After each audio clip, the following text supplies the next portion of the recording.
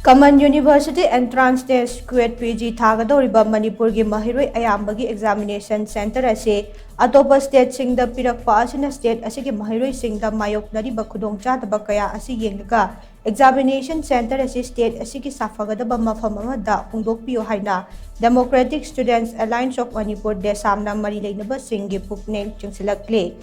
Hiram asiga mari leinana ngasi Cuet-Pg laiba Desam gi maheiroi sang da pangthokpa Paugi Mapham Amada maheiroi lup asigi Secretary General and thoithoibana hai Master tamnamagi damak tha asigi taramathoidagi haugadouriba Cuet-Pg gi examination asida saruk yagadaba Manipur gi maheiroi ayambagi examination center ase atoppa state sing da center pirakpa asina state asigi maheiroi sing da achouba khudongchadaba ama mayoknariba maheiroi sing na thengnariba awaba sing gi yengduna Chief Minister N Biren amade Education Minister na athubada mityeng changduna atoppa state sing da center tariba maheiroi sing ase Manipur tampaki safagadaba mapham sing da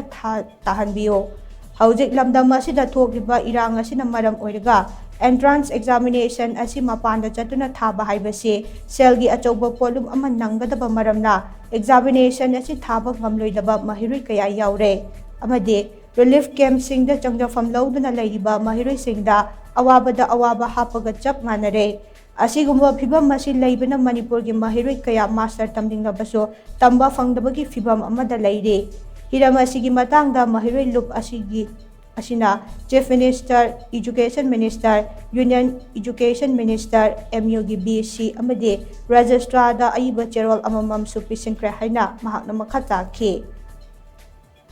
Entrance test ama pangthoknaba honabada atong station da tawbugi muhutta aikhoigi iramdam Manipur gi tampaki jaga sida aikhoigi saphagadoba center sing yengbirakanda naunali reallocate tawbiu haibasima mari leinaba authority khudamoina aikhoigi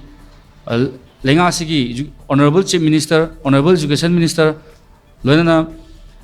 union minister of state for education